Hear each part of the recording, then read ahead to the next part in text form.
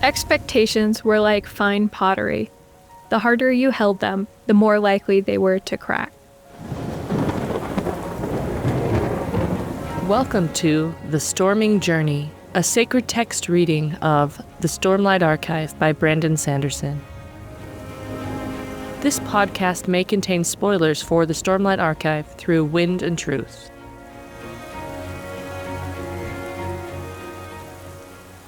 I'm Elle, and I'll be the Ardent for this episode as we cover Chapter 3 of Way of Kings. I'm Liz, and I'm today's Worldsinger. I'm Adam, and I'm the Veristitalian for today. My world singing today is about expectations and how roles build up in families between siblings.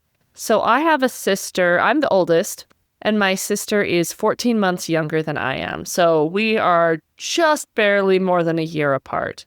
And that was difficult for us growing up. It was nearly impossible to avoid being compared to each other. And sometimes this was me as the older sister, right, setting expectations for my younger sister, which then she resented having to meet. For example, we were both in the accelerated program in elementary school, and we would have the same teachers because there was only one teacher. And so one year, the teacher would have to write in October if she recommended you for the program next year. And she didn't think my sister met the standards because she was comparing her to me. And so my sister got kicked out of the program because of me. But on the other hand, I always felt like I couldn't do anything that my sister was good at because I didn't want to be compared to her. So one year in school, we had to do a report on a famous American, and she picked Mrs. Fields of the cookie company and made cookies for her whole class. And that became like her personality for a year, where she would make lots of cookies. And as a result, for nigh onto a decade and a half, I defined myself as someone who couldn't cook. And it took me a long time to overcome this. My sister is the one who cooks. I can't cook. This definition. And basically, until we both left for college, it was really hard to have a good relationship because we were always creating these expectations for each other that we resented. So that's my world singing for today. I totally relate to that from the older sister perspective, but I didn't really realize how many expectations I was creating for my younger siblings until I was out of the house. And we were all adults, and they were like, oh yeah, you were the older sibling who made all of the expectations. I was like, I'm sorry. I really did not mean to. I mean, this leads me to think, is it even possible to not have those expectations? No. I find myself trying not to do that with my kids, and it happens anyway.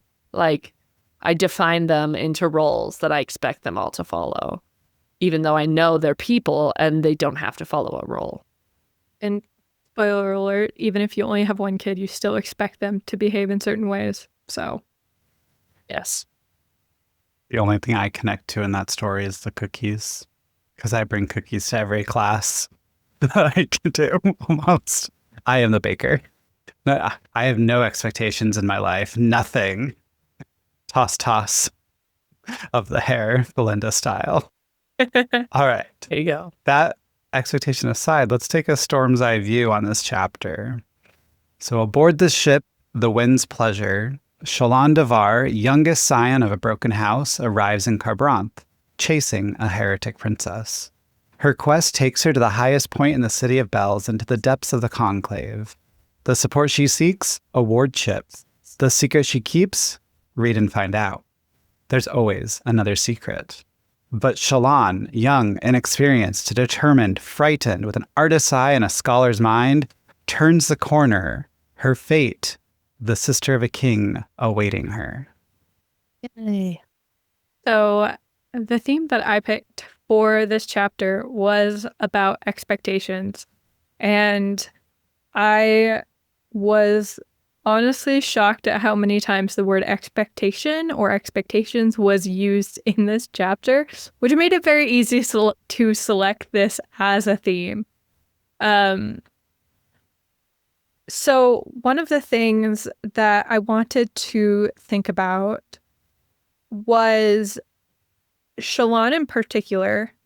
So expectations generally, but our expectations of Shallan in particular. This is our first time meeting Shallan in this book.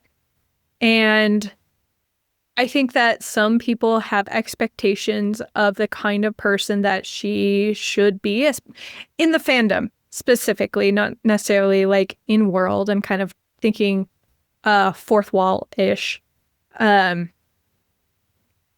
like thinking about where our expectations about Shallan are coming from and how do those change as we understand more of her backstory and personality. So I guess my first question to you, both of you, is what expectations had you had of Shallan earlier? Did those change? Do you like Shallan as a character?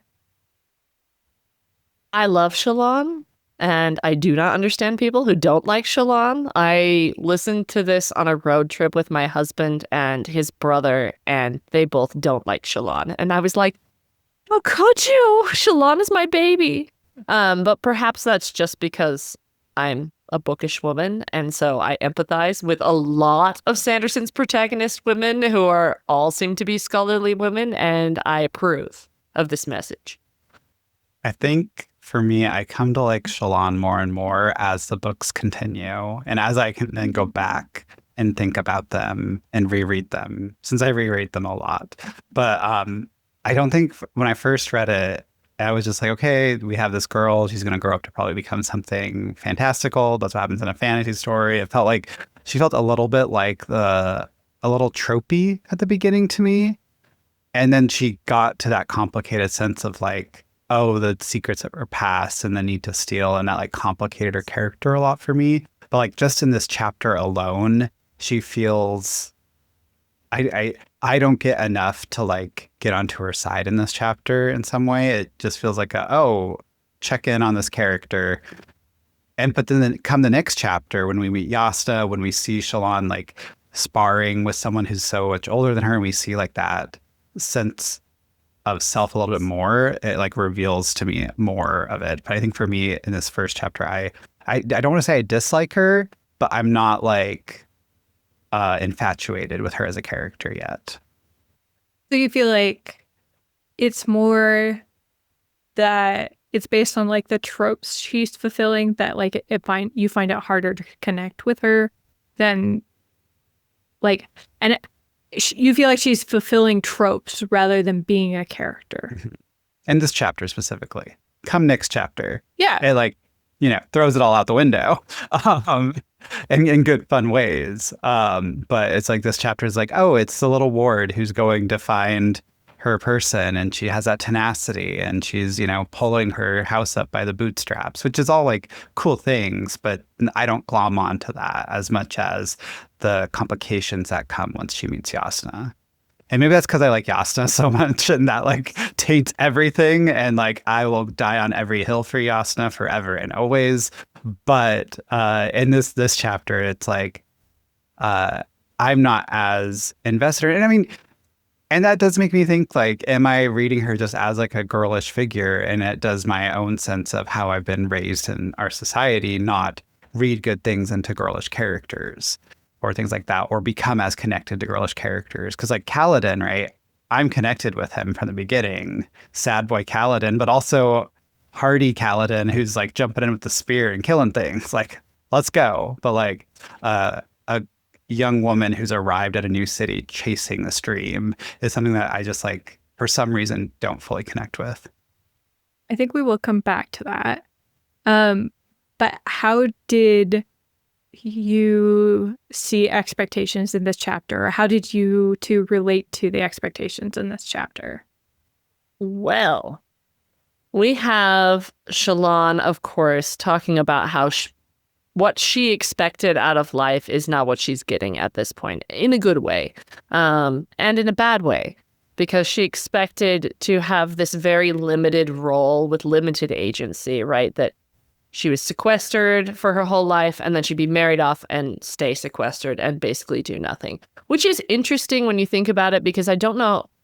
I mean, at least in the Lethe culture, women have a lot of power because they do scholarship. I don't know how Veden culture is kind of shared with Alethi, but maybe this is just because of the particular backwater that Shallan grows up in, and in her particular family and its problems, that she has this limited scope that she expects of her life.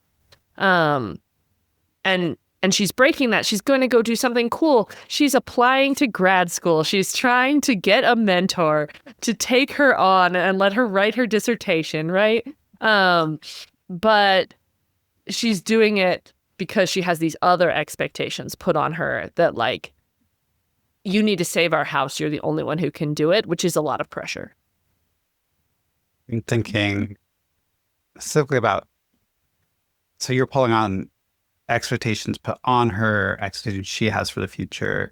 And the moment that I'm thinking about is her expectations of her own gendered performance, specifically when she's talking to the captain of the Wind's Pleasure, and she goes like, oh, I shouldn't speak in that way. Like, I should be a proper lady. She has this expectation of herself where it's like, I shouldn't be someone with a very quick tongue, right? A very quick wit, to invoke the wit this early. I think it's too early for that.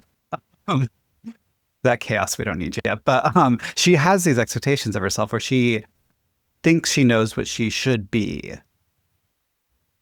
and then she doesn't act by it. And that creates that tension there in that moment, right? Where she is talking to the captain, and the captain's like, oh, you're about to say something. I see it on your tongue. You should say that. And she's like, well, Captain, I have these things. And she just like, tears him a new one almost. And it's interesting because like that moment right before she does it, she's like, no, I need to be a proper lady. I need to fulfill these societal roles. I have this expectation for myself. I'm going to break it every time.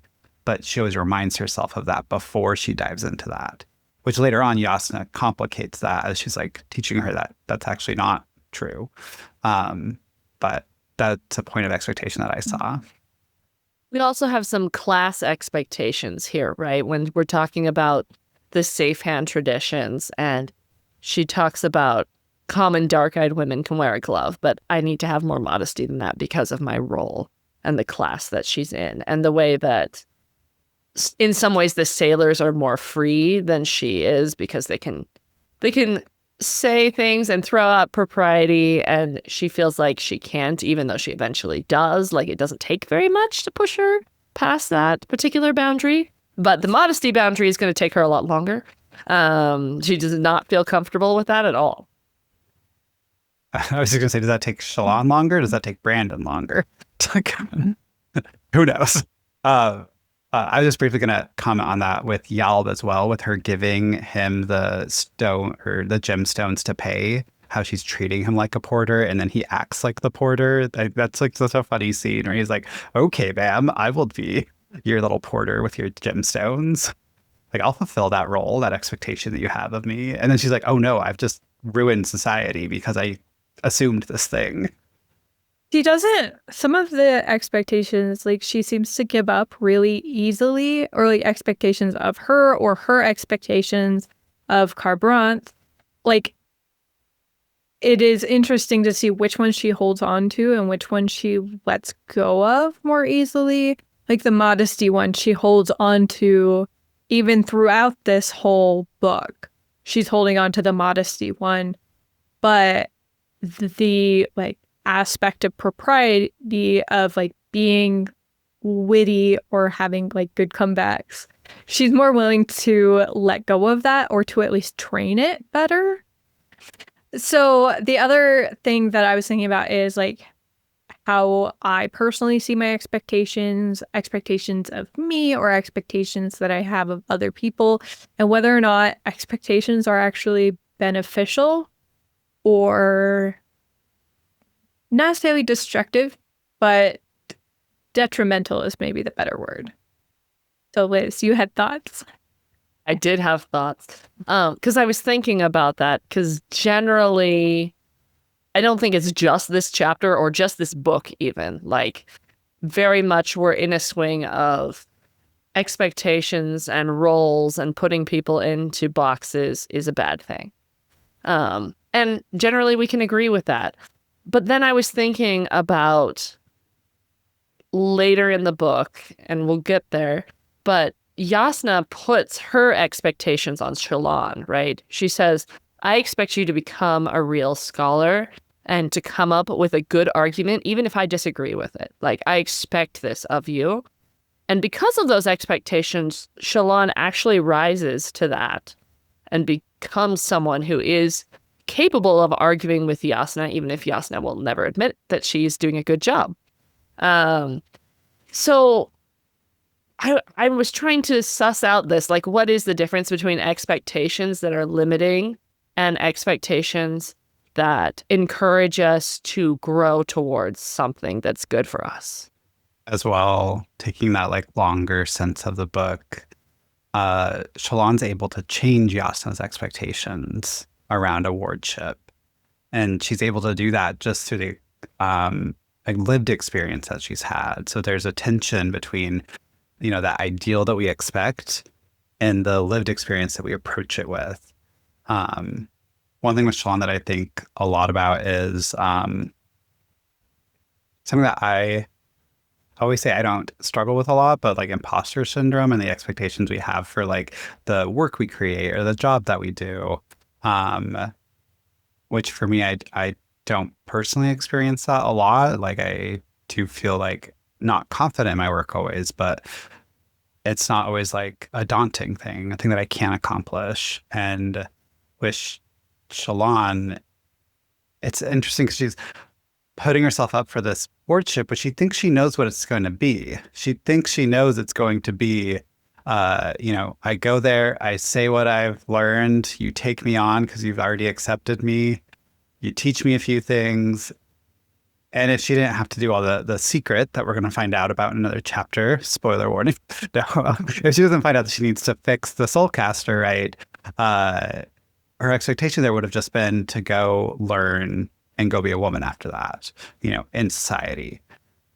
But that's not what happens in the experience, right? The experience then shapes and destroys that expectation. So like lived experience kind of like, because it can never live up to our expectations, is always changing those expectations in some way.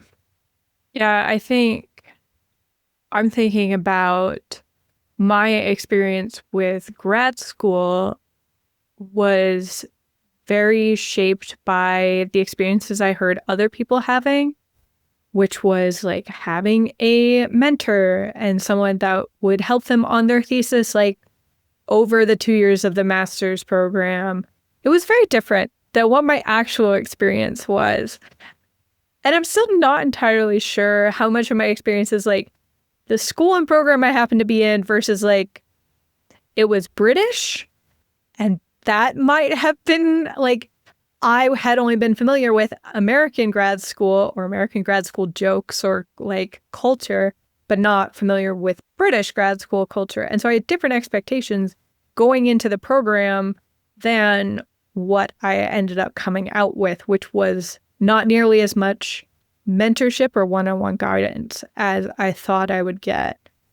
And I think, Liz, to your point about beneficial expectations versus maybe limiting expectations, it felt like I thought my expectations were going to help me or like going to make it that's why I went to grad school, was to have that kind of experience. And then when I didn't, it changed what I could expect out of grad school or like how I was approaching grad school. And so, for example, I, as of this recording, submitted my thesis earlier this week. And I don't have a thesis defense. I'm not defending my thesis.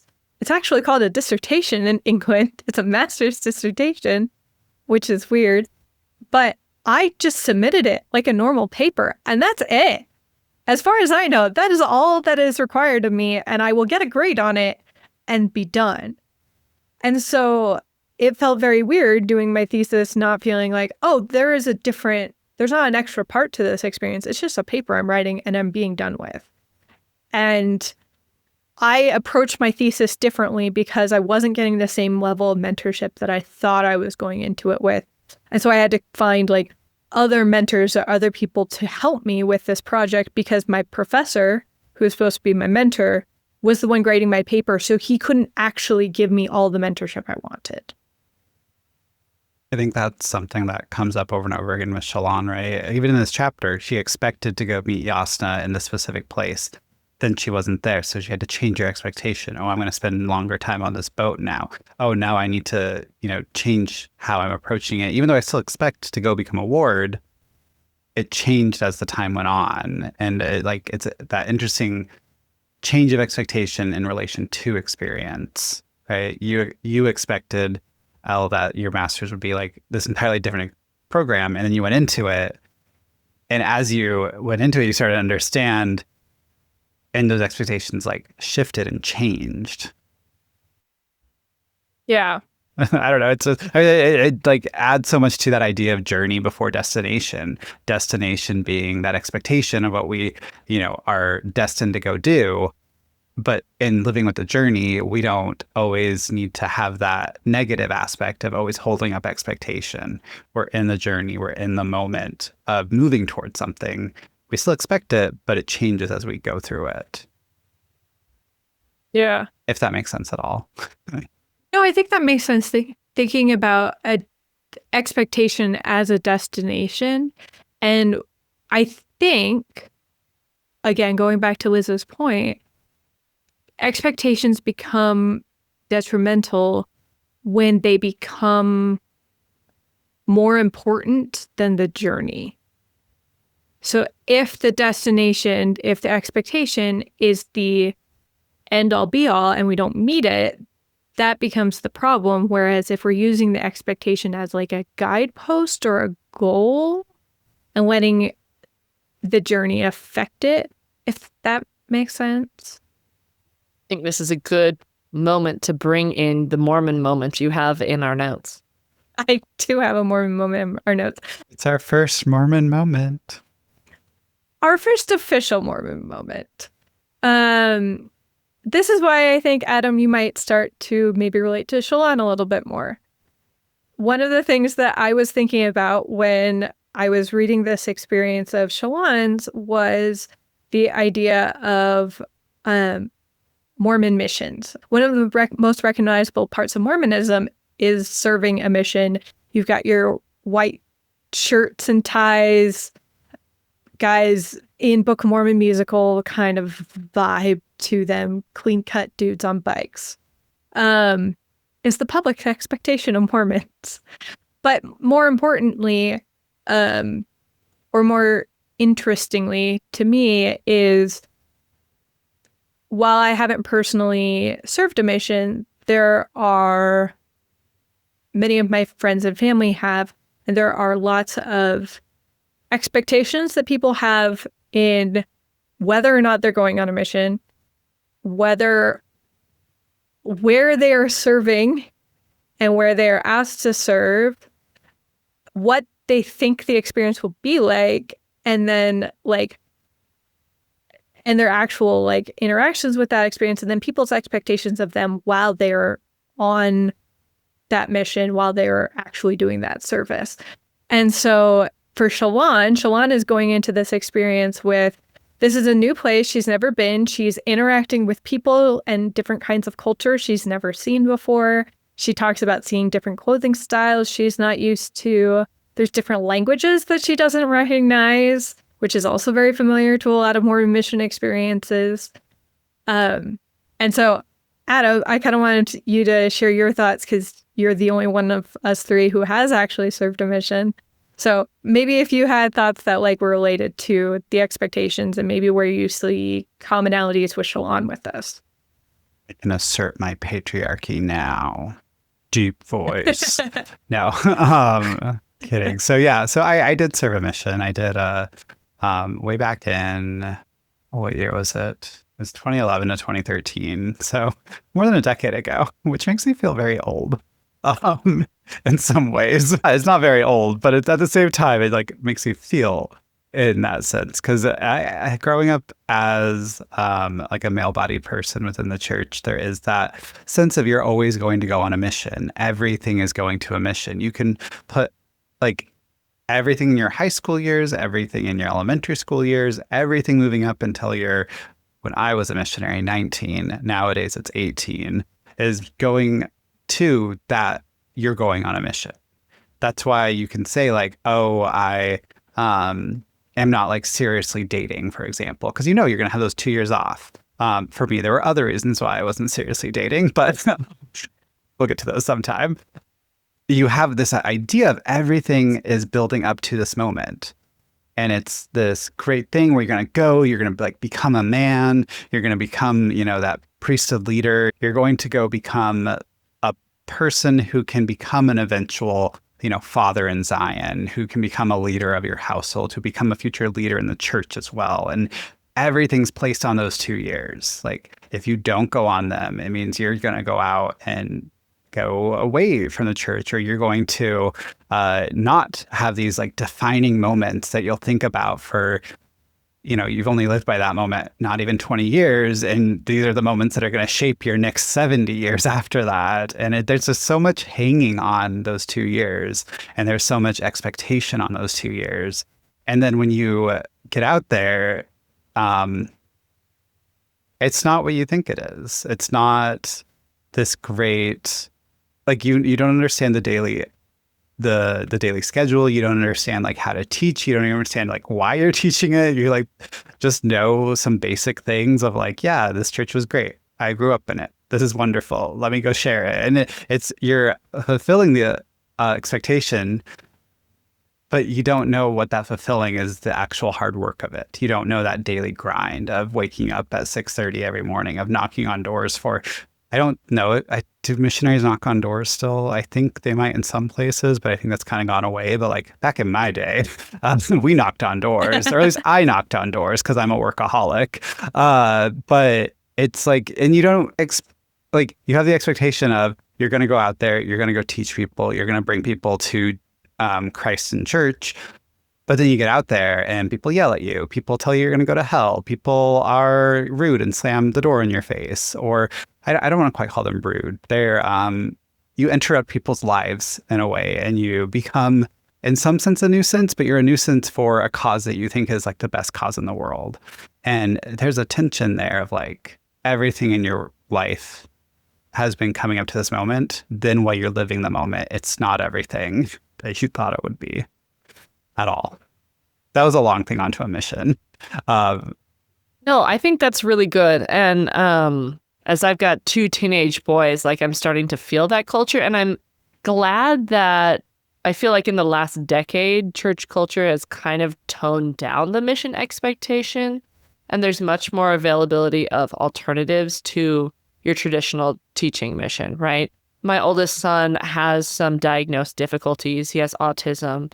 And so there is this question of, a proselyting mission may not be for you, but there's other options. There's a service mission, or like we try to put a lot less pressure on it in the last decade. And I think that's been very healthy for church culture to like lessen this pressure that you felt, Adam, that like these 2 years were crucial. And if you failed them, like you failed the rest of your life. So I think it's been good that we've kind of tried to lower the temperature of those expectations. Yeah, as someone who grew up without the same level of expectations, the expectation that was placed on me was, you're going to get married. And because of just family dynamics, I expected to get married very early. And I did not get married by the end of my freshman year, which is a great thing. I'm so glad I did not. So the mission age change happened when I was in the conference center, which is where people gather, or members of the church gather, to hear from church leaders. They made this huge announcement that the age change was lowering from 19 to 18 for boys and from 21 to 19 for women, which was huge because prior to that point, the expectation of women going on missions was, well, I guess if you're not married by that point, you can go on a mission. And then my freshman year, everything changed to almost all of the women in my apartment complex are going on a mission.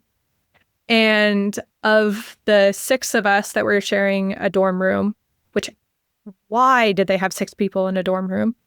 But of the 6 of us, 3 of us served missions, and I was not one of them. I was going to be one of them. But it did change the kind of expectation in the culture that I was in at the time that everyone was now going to go on a mission. And so while I didn't have like lifelong pressure, I did feel a lot of very intense pressure for that first couple of years of the age change, being like, well, why aren't you going on a mission? Like, especially because I was learning Finnish, and the joke is that the only people that learn Finnish are Finnish babies and Mormon missionaries. And so like me, for fun-ish, learning Finnish was, well, of course you should go serve a mission, because if you're learning Finnish, we should take advantage of that. And so it just has been interesting to see how culture of expectations of missions in the church has changed.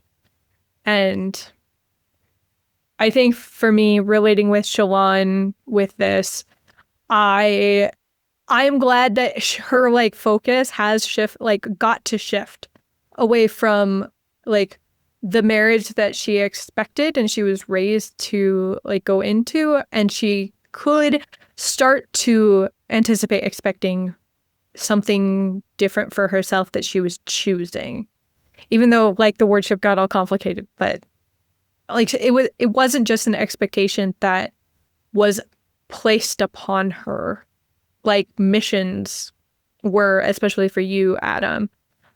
It became something that she chose to do.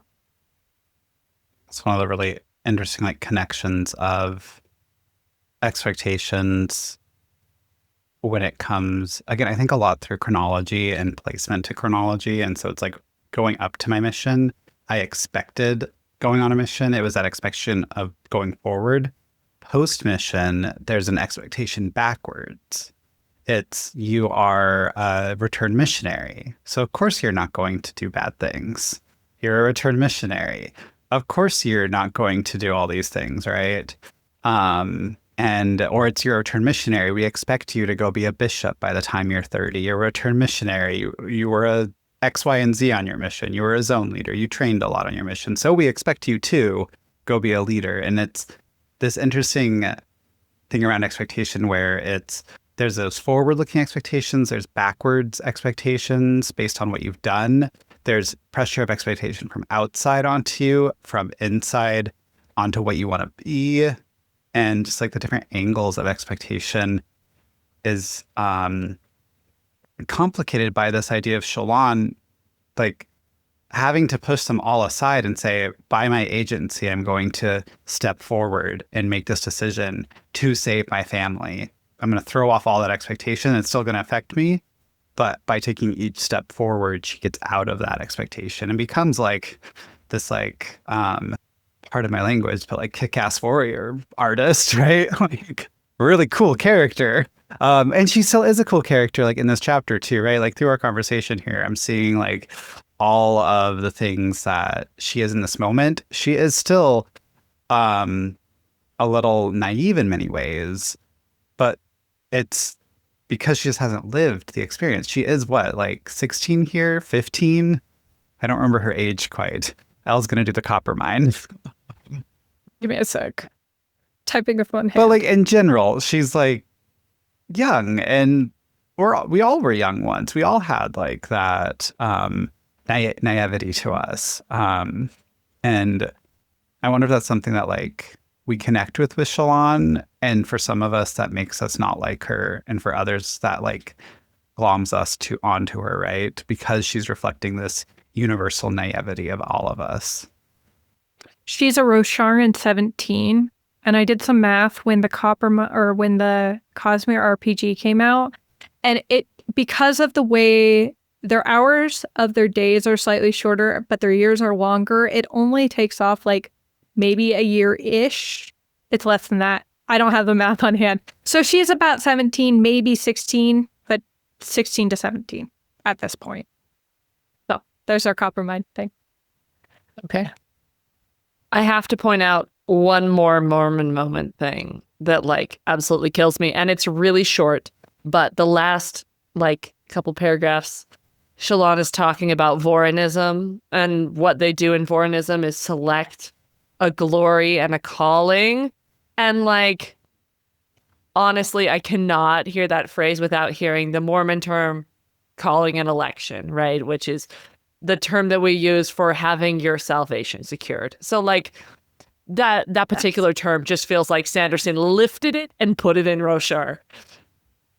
I am so fascinated by the idea of glory and callings, and I think I want to think about them more in a different chapter where it comes up a little bit more, but I think it's really an interesting idea and something that I think a much younger me would have gotten extremely attached to.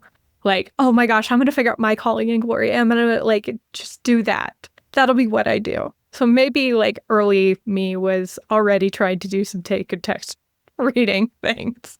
I think, though, that was the part in the chapter where I saw Shallan activating her agency against expectation so much, because she's expected to join the devotee of art, basically, right? I don't remember the exact title of it. And instead, she goes for natural history, right? Where there was this expectation of her to go be the artist person because she's drawing at a very young age, right? We have that scene later on where Hoyd pops up and is like, you're a good artist. That's awesome, because I'm a good artist too, and I've lived 3,000 years or however, or, you know, thousands and thousands of years, and I think you're pretty good. But like that moment shows her complexity of a character so much, where she's like, I'm choosing this one over that one. And it's that choice, that step again, where she subverts expectations, where she lives her life a little bit more than what is expected of her, which I think is like really cool in her character. Before we move to our sacred reading technique, I wanted to point out one other thing that's technically like a world hopper connection. When Shallan is on the docks, she says that she sees women in red coats tracking cargoes on ledgers. And my first thought was Tress, because all of the shipmasters the dock people have these red coats that they are wearing as the women on the docks. I just thought that was funny. Interesting. I have a note now in my Kindle that, you can kind of see. It just says Tress. I was very excited. All right. So our sacred reading method is one that Adam proposed that I thought it would be fun to try based on the first oath of life before death, strength before weakness, journey before destination. So the way that I want to approach this is asking where we see Shallan choosing life before death, where we see her choosing journey before destination, and where we see her choosing strength before weakness. I will start. So the part where I saw Shallan choosing life before death is actually at the very end, where they're talking about how with their father's death, that will mean like death for their house. But she, in this chapter and in this plan, is choosing life for their house by choosing this extremely risky plan to try to save them. And it is extremely daring to do, but she's trying to do it to save their life, to save their livelihood. That's where I see her choosing life before death. Okay, and I'm taking strength before weakness, and I was looking at the part where Shallan is leaving the ship, and she uses her very limited Thalen to say a Thalen greeting to him as she's leaving, and he replies back with something, and she's like, I have no idea what you just said. But she smiles and nods and just like tries to pass it off, and it works. So as we find out later, Shallan's education has a lot of holes, has a lot of weaknesses. And she has a strength, though, at being able to bluff and go along with things and act as though she's confident when she's not. And that's something that's very helpful for language learning, which I'm terrible at. So I'm impressed with Shallan's willingness to just go for it, even though she knows this is a weakness she has, that she doesn't really speak Thaylen, even though she probably should as a light-eyed lady. Yeah. Adam? So mine is Journey Before Destination, the one I'll always pick because it's my favorite. But I picked we talked about this moment a little bit earlier in the podcast episode, but it's that moment when they arrive at the dock and the dock registrar says that Yasna hasn't left yet. And then the captain says, like, we got here in time because of your beautiful face bringing us favorable wind. And then Shallan blushes and the captain's like, you have something to say. And then she responds, it's not polite. And she's trying to not do it, right? And I think she's trying not to do it because of all the expectation stuff that we talked about. But she's also, I think, if you think about the space here, right? She's been going from dock to dock to dock chasing Yasna. And in this moment, when she decides to, respond, to give that witty response, she's picking the journey over the destination of going and finding Yasna. She's picking that moment to have with the captain as part of that journey toward Yasna. Because, if she, I would be so worried that Yasna's already going to pick up and leave by the time I get to the dock, right? And so I think I would be being kind of rude to the captain and just leaving and going right to Yasna because of that, I don't want to call it PTSD from her leaving the other places, but that sense of, this is my fourth dock and I don't want her to leave again. So I wouldn't go to that destination. And instead, Shallan makes the decision to just go with the journey and say the things that she was going to say, to have that human experience with the captain, even though it adds more words to a very hefty, wordy book. And I think that's a choosing journey in some way, or just living in the journey and doing it before getting to that final destination.